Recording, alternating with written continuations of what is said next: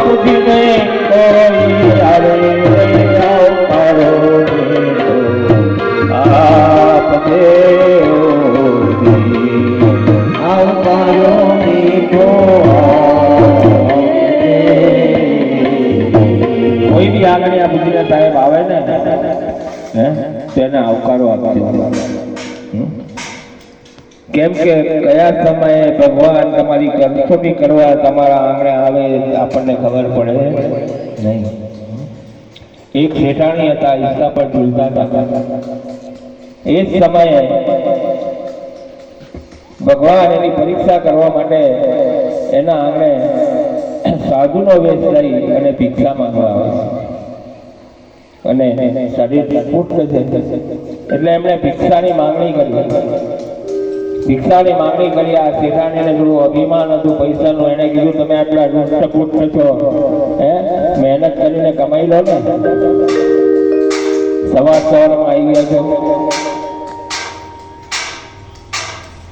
આ ભિક્ષુક કહે કે કશો વાંધો નહીં,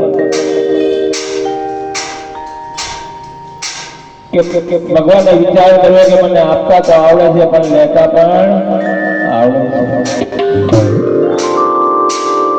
કે તમને ભગવાને ઘણું બધું આપ્યું છે છતાંય તમે આપવાની ના પાડો છો.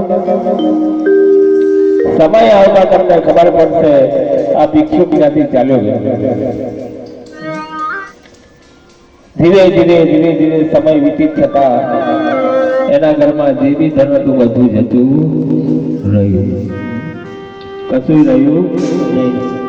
ફરી એ સાધુ ફરીથી એમના ત્યાં ભિક્ષા માંગવા માટે આવે છે કે દેવી ભિક્ષા આપો. એ જ સમયે આ જે શેઠાણી હતી એ કહે છે કે હું ભિક્ષા તો આપત પણ અત્યારે મારા ઘરમાં કઈ છે. એ જ સમયે આ સાધુ મહારાજ કહે છે કે શેઠાણી અમુક સમય પહેલા હું આવ્યો તો ખબર છે અને મેં ભિક્ષા માંગી હતી. તારે તમારી જોડે હતું તો તમે નતું આપ્યું, તો મને આપતા બી આવડે છે ને લેતા બી આવડે છે. એટલે કીધું છે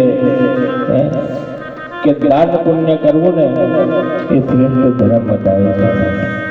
ભગવાને આપ્યું હોય તો જરૂરથી દાન પુણ્ય કરજો, કે આપે છે તો લેતા પણ એને આવડે. બધા મારું મારું કરીને જીવે છે પણ મારું કઈ છે. આજે તઈને જેવો ભિક્ષા માટે આવ્યા અને મેં કીધું નગ્ન કરીને મને ભિક્ષા આપો. એ જ સમયે અનસૂયા માતાને થયું કે જો હું બ્રાહ્મણને ભિક્ષા નહીં આપું ને તો મને પાપ લાગે. પતિવ્રતા સ્ત્રી એમણે આંખ બંધ કરી અને જોયું તો એમને ખબર પડી ગઈ કે આ બીજું કોઈ નહીં પણ પ્રભુમાં મારી પરીક્ષા કરવા માટે. એમણે હાથમાં અંજલિ લીધી અને જ્યાં અંજલિ એ ત્રણે ઋષિ ઉપર છાંટીને ત્રણે દીવો નાના બાળક બન્યા અને ત્રણે દીવોને ઈચ્છાની અંદર સુવાનું. આ બાજુ અગ્નિ ઋષિ જે તપ કરવા ગયા હતા એમનો સમય પૂરો થતા એ આવે છે એટલે આવીને અનસૂયા માતાને પૂછે છે કે હે દેવી આ કોણ છે? અનસૂયા માતા કે આ તમારા બાળક છે.